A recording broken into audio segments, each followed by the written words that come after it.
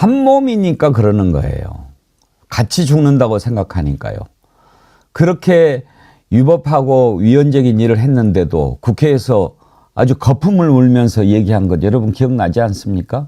그게 대통령이 잘못한 거 하나도 없다는 얘기예요. 이걸 말이라고 떠들어댑니까? 들어보시겠습니까? 그러면 1997년 대법원 판례를 보면은 비상계엄은 고도의 정치행위, 통치행위로 보고 있습니다. 알고 계십니까? 그런 의견도 있는 것으로 알고 있습니다. 2010년도 대법원 판례에 의하면은 고도의 정치행위에 대해서는 대통령의 권한을 존중하면서 사법심사를 자제한다. 자제하는 선에서 위헌성을 심판해라. 이게 대법원 판례입니다. 알고 계십니까? 그런 결정은 알고 있습니다. 제가 이런 말씀을 드리는 이유는 정치적인 판단하고 법률적인 판단은 다르다는 겁니다. 그래서 법무부가 법률적인 판단을 검토한 것을 제게 보내주십시오. 대통령의 명예에 의해서 군대가 국회에 총을 들고 들어왔습니다. 예. 그거는 그거를 통치행위로 얘기한다는 것이 말이 됩니까? 같은 국회의원으로서. 아니, 우리 의장님께서도 일단 대법원 판례 공부해 주십시오. 근데요, 장미 변호사님, 지금 대법원 판례 운운하는데 네. 지금 저것도 사실을 비튼 거 아닙니까? 그러니까 진짜 나쁜 사람이죠. 사람이에요. 정치를 해서도 안 되고 자기 이해관계를 위해서 아주 정치적 셈법만으로 여기까지 왔다라는 게 여실히 드러나는 거예요. 2010년도에 아마 대북송금 특검으로 촉발된 그 판례를 이야기하는 것 같은데요. 윤여준 전 장관이 이야기하더라고요. 같은 상황이냐고요.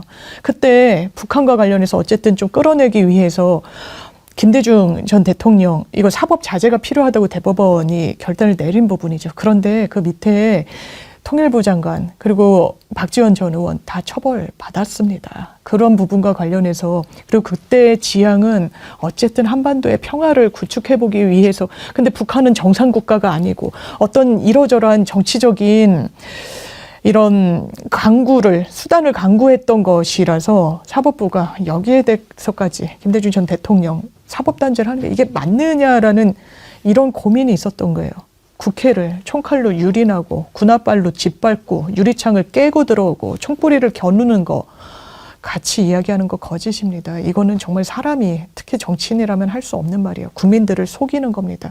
그러니까 국민의힘이 내란 동조라는 이야기 하는 거예요. 일부에서 이런 위헌 정당 없애야 된다라고 이야기를 한다는 겁니다. 의총할 때 투표장 들어가기 전에 이거 위헌 정당으로 우리 당 없어질 수도 있다라고 막 압박했다는 거 아닙니까? 원내 지도부가요. 그런 두려움이 있는 거죠. 상식을 가진 사람이라면 당연히 그래야 됩니다. 그런데 지금도 함구하고 있고 말하지 못하고 윤석열 대통령 어떻게 시간을 끄는데 그냥 침묵하고 보수 일간지에서도 사과 한마디 없는 게 이해가 되지 않는다라고 하더라고요.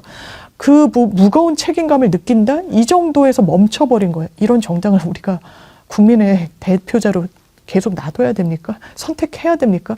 이건 대단히 나쁜 정치라고 있다. 국민은 안중에도 없고 오로지 자기 자리 보존, 오로지 자기 배지, 의회 입성 이런 사람들은 정치인이라고 불릴 자격이 없습니다. 아니 저는 저 윤상현의 말을 들으면서 어떤 생각이 드냐면요.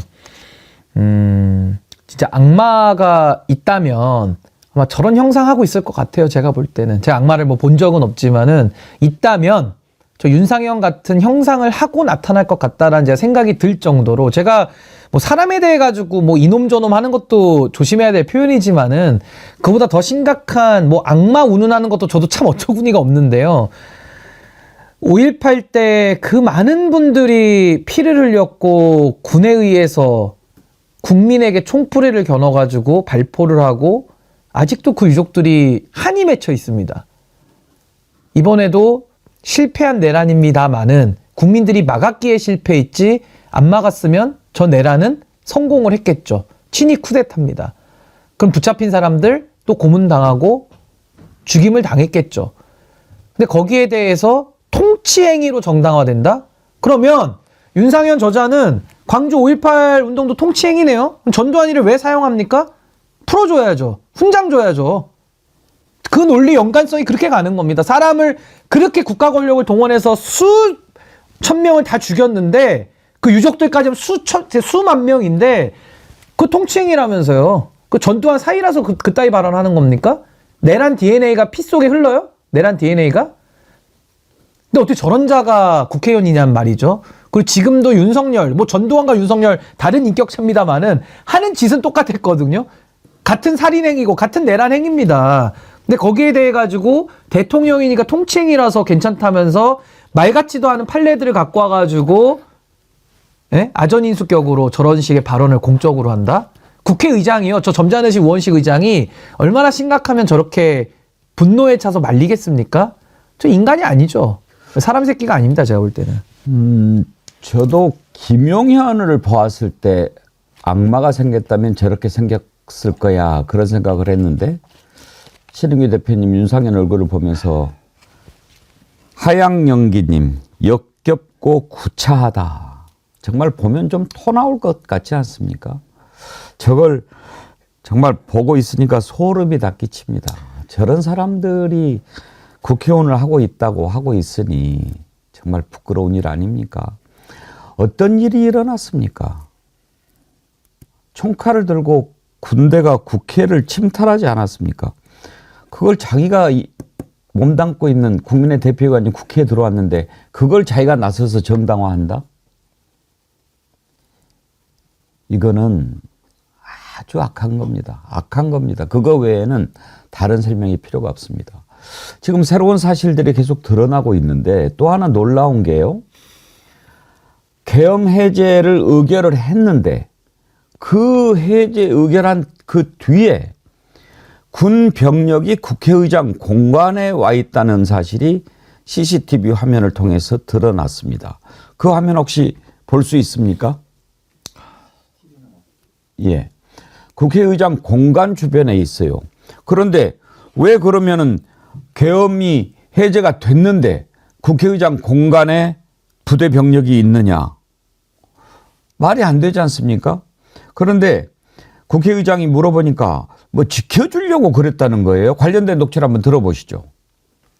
오늘 사무총장께서 계엄날 공간에도 이제 부장군인들이 이제 쳐들어왔다는 영상 공개하면서 수사를 촉구하셨는데 국방부에서는 이게 공간 경호처 요청에 따라서 뭐 경계 강화 목적으로 뭐 파견한 거라고 해명을 하던데요. 공관의 요청에 따라서? 뭐 공간의 경호처 요청에 따라서 뭐 경계를 강화하기 위한 목적이라고 해명을 하던데 좀 이 경호 목적 아니라고 의심할 만한 추가 정황 같은 게 혹시 있는지 좀 궁금해서요. 저는 요청한 바가 없습니다. 아니 계엄군이 국회로 와서 침탈을 했는데 어느 모자란 국회의장이 그래 계엄군한테 신변을 보호해달라고 요청하겠어요? 앞뒤가 안 맞는 그런 답을 내놓는군요. 말이 안 되죠. 지금. 그런데 정말 이해가 안 되는 게 해제를 의결했는데 그 뒤에 군 병력이 국회의장 공간에 와 있었다. 그 주변에. 왜 그랬을까요? 2차 계엄을 준비한 거죠. 그건 뭐 묻지도 따지지도 않고 확실한 거 아닙니까? 아니 계엄이 해제됐으면은 그 즉시 대통령은 이제 계엄 해제를 공포하면서 군은 제자리로 돌아가는 겁니다. 근데 이게 그렇게 될 수가 없는 게요. 이미 친위 쿠데타로 기획이 되고 설정이 돼서 한 거기 때문에 2차 계엄, 그러니까 2차 불법 계엄을 도모하기 위해서 국회의장 앞에 가서 국회의장의 신병부터 확보하려고 했던 거 아닌가. 그거 왜 어떤 해석이 가능합니까? 2차 계엄을 준비했다라고 하는 정황도 계속 나오죠. 장유미 변호사님. 맞습니다. 왜냐하면 지금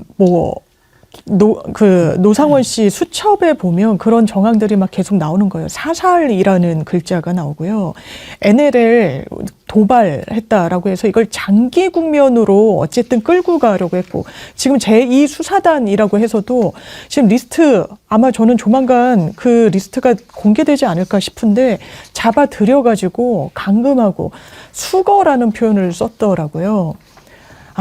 저는 정말 어이가 없습니다. 오늘 이종찬 광복회장이 윤석열 대통령 아버지 돌아가실 때 유언을 들었다라고 이야기를 하면서 우리 아들이 애가 좀 잘 상황을 모르고 좀 고집이 대단히 세고 남의 말을 잘 안 들으니까 정말 바로잡아줄 사람이 이종찬 그 회장밖에 없다라고 신신당부를 했다라는 돌아가시면서? 네, 네, 그 돌아가시기 직전에 본인을 만났을 때 마지막으로 만났을 때 그런 이야기를 했다라는 거예요. 그분이 또 밝힌 내용 중에 하나는요 이겁니다. 완전히 돌았구나라고 생각했다는 거예요. 윤석열이 돌았구나. 그래서 윤석열의 대단히 가까운 지인을 불러다가 식사를 하면서 돌았냐고, 이거 워딩입니다. 돌았냐고 물었다는 거예요. 그랬더니 회장님, 지금 저랑 회장님처럼 윤석열은 생각하고 있지 않습니다. 그리고 부정선거에 대해서는 확신범이에요. 부정선거가 있었다고 매우 강력하게 믿었다라고 아주 가까운 지인이라는 사람이, 아버지라는 사람이 50년 동안 아들처럼 지켜봐서 본인 아들보다 더 참담하다고 이야기를 하더라고요. 그러면서 독립기념관장을 정말 이런 사람 하면 안 된다라고 보내고 했을 때 해외 나가서 전자결제를 해버리더라는 거예요, 밤에. 그래서 노인네가 주책 떤다고 생각하는구나. 이 자가 이젠 내 말도 듣지 않는구나 라고 했다는데 이게 지금 윤석열 씨의 사고 구조예요. 너무너무 위험합니다. 이 계엄 때문에요. 4조 원이 우리 주식시장에서 빠져나갔어요. 지금 완전히 안정화되지 않았습니다. 1,450원 환율이 돌파했어요. 이 유동성에 불을 끼얹고 있는 게 지금 한덕수 권한대행이에요. 더 이 사태를 악화시키는 건 윤석열 당사자죠. 뭐라고 이야기를 합니까? 지금 정치적 소란을 피우고 있어요. 안 나가겠다. 탄핵부터 하라. 형사 절차에는 못 나가겠다는 거예요. 아니 어떻게 이렇게 부끄러운 짓을 아무렇지도 않게 하는지 정말 국민들이 이걸 어떻게 하라는 얘기인지 최소한의 도의, 책임감, 뭐 수호지심, 수치심도 없는 인간을 우리가 뽑았던 거구나. 참담합니다. 그러니까 저는 이게 너무 끔찍한 게 뭐냐면요. 12월 3일 그 불법 계엄이 발동된 날 시민들이 다 갔고 민주당 의원들을 중심으로 해서 야권 의원들이 목숨 걸고 가가지고 계엄 해제했거든요. 군하고 이제 싸운 거죠. 사실상 무기도 없이. 만약에 그날 계엄 해제를 못했다라면 아니면 계엄 해제를 한번 하고 또 재차 계엄을 선포해서 우원식 의장부터 다 잡아갔더라면 실제로 잡으려고 간 거 아닙니까? HID까지 지금 나오고 있고요. 저는 그러면 지금 저도 이 자리에 없을 것 같은데요. 전 그게 소름 끼치는 겁니다. 제가 지금 당장 당하진 않았고 간신히 사고를 피했기 때문에 휴 다행이다 할지는 모르지만 만에 하나 계엄이 선포되고 불법적인 일들이 발생하고 누구를 사살하고 누굴 데리고 와서 고문한다면 저도 그 대상자가 됐을 것 같다라는 것이 굉장한 공포로 지금 느껴지는 거거든요. 그러니까 이런 거를 생각할 때 정말 이 사안을 이렇게 가볍게 볼 수 있겠는가? 그럼 윤상현이는 만약에 윤상현이 의원실로 군 좀 한번 보내볼까요? 보내가지고 윤상현이를 데리고 가서 고문 좀 해볼까요? 이게 남의 일이라고 이렇게 얘기할 수 있습니까? 그러니까 저는 정말 지금 이 상황이 너무 어처구니가 없고 그걸 생각하면 너무나도 좀 끔찍하다. 저 그 생각이 드는 겁니다. 그런데 아까 장혜미 변호사님이 그 윤석열 아버지 고 윤기중 교수 말씀하셨는데 그건 좀 사실 궁금하기는 해요. 다른 어디에서도 제가 본 것 같은데 우리가 윤석열 장모까지는 알잖아요. 뭐 장모가 뭐 러브호텔 해가지고 돈 벌었고 어땠고 이건 아는데 윤석열 아버지도 그렇고 어머니와 관련해서 나오는 얘기가 하나도 없어요. 과연 그 부부 간에 태어난 애가 맞나? 되게 대통령이 되면 그 집안의 성장 배경이라든지 어떤 거 잘하는 거 나오죠. 이런 게 나오잖아요. 근데 아버지가 연세대 교수였다라고 하는 거 뭐 일본에서 공부했다 이것까지만 나오고 어떤 관계였다, 뭘 배웠다, 어떻게 자랐다, 어떻게 키웠다, 어머니는 뭐 했다 이게 하나도 안 나와요. 그래서 제가 여러 차례로 왜냐면 제가 아는 분이 이제 검사 출신이셔서 그 결혼식에 갔었는데 제가 어머니가 자리를 하고 계셨냐고 한번 여쭤본 적이 있어요. 왜냐면 한간에는 그 결혼을 굉장히 이제 반대했다라는 이야기도 있어서 근데 기억나지 않는다 그랬고 국민의힘 인사분들한테도 어머니가 어떻게 뭐 생존하고 계시냐 어떠냐 그랬더니 돌아가시지 않았냐고 했는데 제가 좀 알만한 분한테 여쭤봤을 땐 생존해 계신다고 들었고 윤석열 어머니가 지금 살아 계신데요. 그런 이야기도 들었습니다. 제가 봤을 때는 믿을 만한 그런 근거 계시긴 계신가 보죠. 라고 들었어요. 그런데 아마 김건희 씨를 대단히 좀 마땅치 않게 여겼다라는 이야기들은 계속 좀 있었고요. 그래서 뭐 결혼식에 자리를 했니 안 했니도 뭐 이제 풍문은 있었는데 아마 지금 이 국면에 이게 어떻게 될지, 그러니까 왜 가족은 되게 잘 알잖아요. 이 사람에 대해서. 지금도 저는 국민의힘 인사들이 너무 비겁하다는 생각이 드는 게, 우린 알았다라는 이야기를 하는 거예요. 뭐 이준석 씨부터 사고 칠 줄 알았다. 같이 뭐 수행했던 사람들도 진짜 가까이서 만나봤더니 제정신 아니더라. 이렇게 다 뒤에서 얘기합니다. 근데 그런 사람을 대통령을 어쨌든 만들려고 막 동분서주 했던 거 아닙니까? 가족이라고 안 그랬을까라는 생각이 이 국면에선 드는 거죠. 그런데 김건희 씨는 이걸 이용했던 거죠. 자기의 어떤 입지로 자기가 마치 대통령이 됐냐. 너무 용서할 수가 없습니다. 그러니까 장유미 변호사님 전 너무 정확한 부분 지적해 주셨다고 보는 게, 다 알았거든요. 알고 팔았거든요. 근데 이제 와서는 꼴 좋다. 내 그럴 줄 알았다. 이따위 소리를 하고 있어요. 이게 사람이냐는 거예요, 저는. 반성과 성찰을 모르는데 그걸 인간 취급해줘야 됩니까? 사람이 아닌데 어떻게 정치를 하죠? 기본적인 부끄러움을 모르는데? 이 부분을 전 지적하지 않을 수가 없는 거고요. 저는 뭐 윤석열의 가족관계 뭐 다 좋은데, 저는 그냥 핵심은 이거라고 봅니다.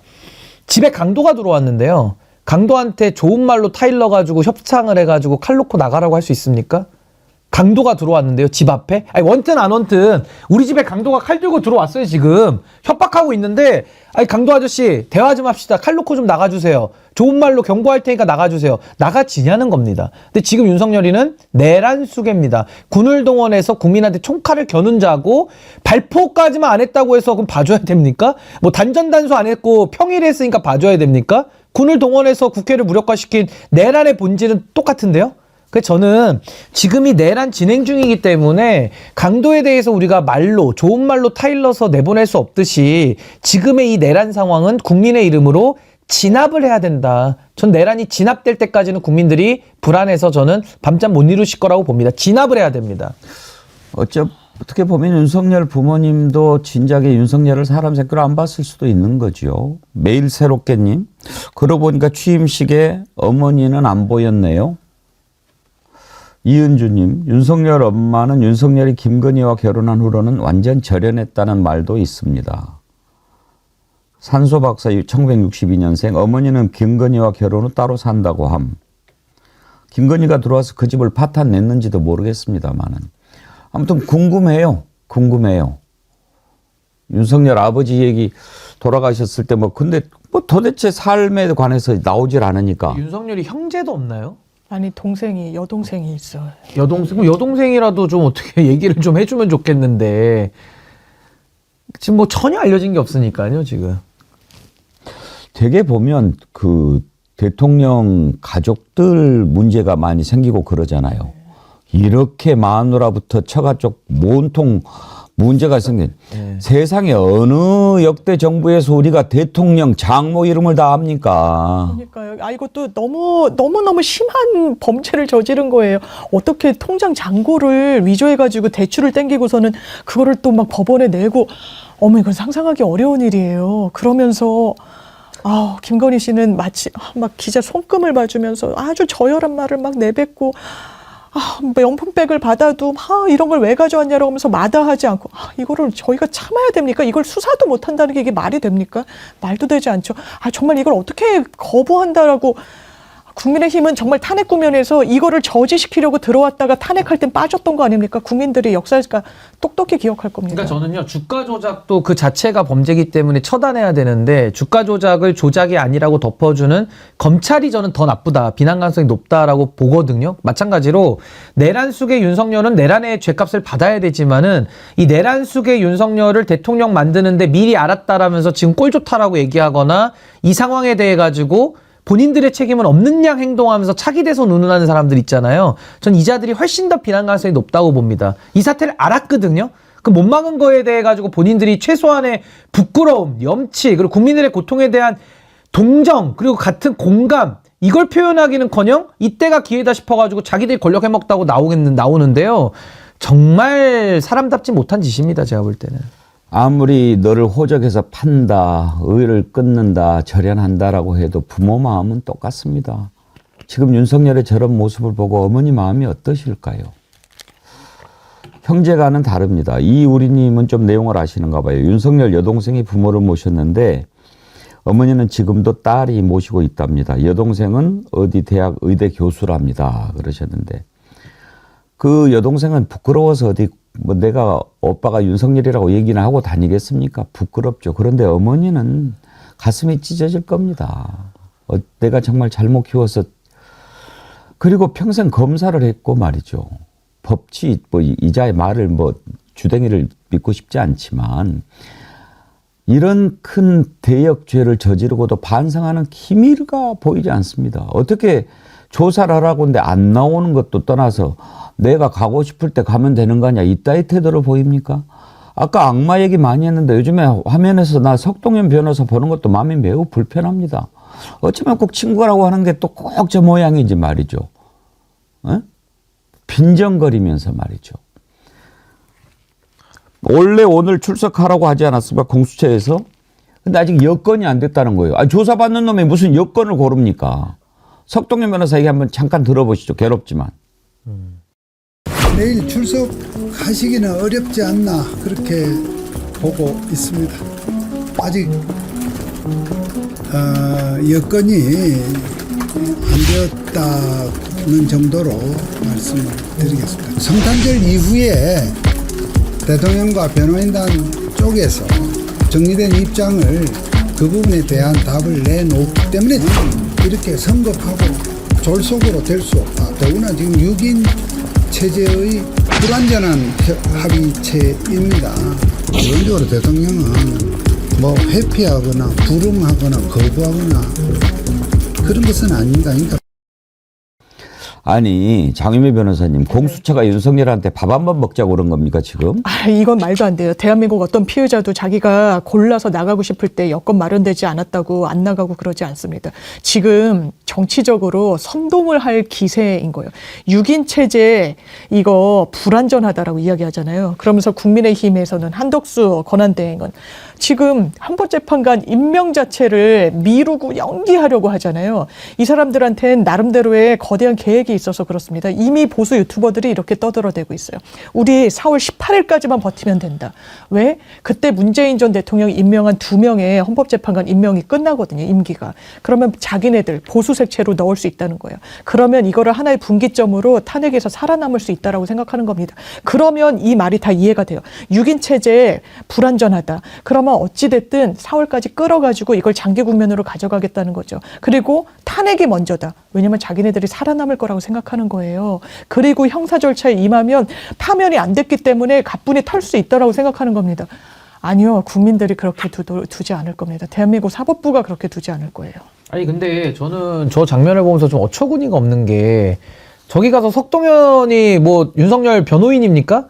아무 자격도 없는데 그냥 제가 볼 때 미치광이 1 정도로 보이는데 왜 미치광이의 말을 왜 받아 적고 있습니까? 저 타자 두드리는 소리가 많이 들리던데 저 말을 왜 받아 적고 왜 보도를 합니까? 저게 보도 가치가 있습니까? 저는 일단 기자들의 문제를 좀 제기하지 않을 수가 없을 것 같고요. 또 하나는 그나마 다행인 거는요. 헌법재판소가 윤석열의 의도를 읽고 이미 발송송달을 중심으로 해가지고 그래 안 받아? 안 받으면 우리는 그냥 진행한다 해서 진행하고 있어요. 그래서 저는 윤석열에 대한 탄핵 심판은 헌법재판이고 징계재판의 일환이기 때문에 저는 빠르게 전 헌법재판소가 헌법을 수호하는 역할을 할 것이다. 다 미쳐 돌아가도 누구 한 기관은 정신 차리고 있어야 되지 않겠습니까? 전 헌법재판소가 그 역할 국민을 대신해서 해주면 헌법재판소의 위상도도 올라가겠지만은 다 미쳤을 때 한 명 정도는 좀 정신 좀 차려야 된다. 저 그렇게 봅니다. 근데 변호인단이 아직 선임이 안 돼서 그렇다. 그런 얘기도 한 것 같은데 변호사 선임을 미루고 있는 것 같습니까? 아니면 변호사를 못 구하는 것 같습니까? 아니 그건요 둘 다 맞을 수도 있어요. 변호사 선임을 일부러 안 할 수도 있고 또 구하려면 없을 거예요. 머리에 IQ 정상 박힌 사람이 지금 이거 별로 어떻게 합니까? 근데 그럴 때를 대비해서 우리가 국선 변호인 제도 다 운용하고 있거든요. 그러니까 윤석열이라는 자도 인간 취급하기는 어렵지만 그래도 인간이라고 치고 그러면 이제 사람으로서도 기본권이 있으니까 당연히 방어권이 있죠. 거기에 대해서는 변호인대 가지고는 국가가 뭐 국선 변호 제도도 있고 하니까 이용하면 될 것 같고 변호사 선임을 이유로 사법 절차 진행을 막는다? 그건 대한민국 법치 내에서는 불가능한 얘기고요. 과거 윤석열 수사검사가 지금 윤석열 같은 내란수계 대통령을 보면 어떻게 처리했을까? 그 수많은 사람이 윤석열 검사의 칼 끝에 다 수사 받아왔거든요. 수술 받아왔거든요. 그걸 좀 기억했으면 좋겠습니다. 장유미 변호사님, JTBC가 취재했는데 윤석열이 어떤 변호사한테 수임료로 7억 원을 제시했는데 거절당했다라고 하는데 7억이면은 큰 거죠? 아, 큰 돈이고요. 제가 성공보수로 대단히 많은 액수를 받았을 때 막 거의 억 단위로 받는 그런 경우들도 봤는데 그건 막 대단히 사업 막 이렇게 관련해가지고 정말 의뢰인한테도 이제 금전적인 이득이 컸을 때 이런 부분이라서 그러니까 사람들이 그러니까 약간 변호사들이 제가 아는 변호사들 뭐 농담으로 뭐 5억 주면 할 수 있어 뭐 이러는데 할 수 있는 변호사 찾기 어려울 겁니다. 제가 박근혜 전 대통령 때도 이 사건 수임 제가 아는 변호사님이 또 거기 이제 들어가셔서 경과를 봤더니 되게 좀 난항을 겪더라고요. 김옥일 전 방통위원장도 법무법인 세종에 사표냈잖아요. 이게 대형 로펌이 감당을 할 수가 없는 겁니다. 이거 모든 기업 클라이언트들이 다 떨어져 나가는 거예요. 아니 이게 그 로펌을 위험해하면서 그리고 본인 평판에는 좋을까요? 그러니까 의리로 하는 사람을 구해야 되고 또 워낙에 윤석열 대통령이 뭐 검사 출신 뭐 신뢰하는데 이거는 그렇게 접근할 사건도 아니라고 보여지지만 그렇게 또 하다 보니까 지금 제가 어제 본 MBC 보도에서는요 전화를 피하고 있다는 거예요. 전화 올까봐 그리고 와도 안 하겠지만 올까봐 겁난다라고 가까운 사람들이 그 그러더라고요. 사람이 하면 되지 않을까요? 그냥 영원한 동반자 한동훈이 하면 안 될까요? 변호사 신고, 개업 신고 해가지고 그냥 한동훈이 해주죠 뭐. 그냥 변호사 자격이 있으니까. 예. 누가 하겠습니까? 정상적인 머리가 있다 그러면은 못하죠. 역사 앞에 같이 죄를 짓는 것이 되지 않겠습니까?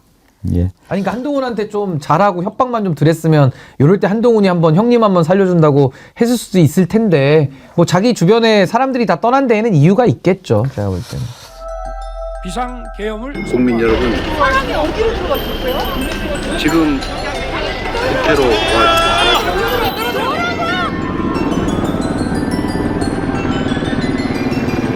1997년 대법원 판례를 보면은 비상계엄은 고도의 정치행위 통치행위로 보여집니다. 알고 계십니까? 그거가 됩니까?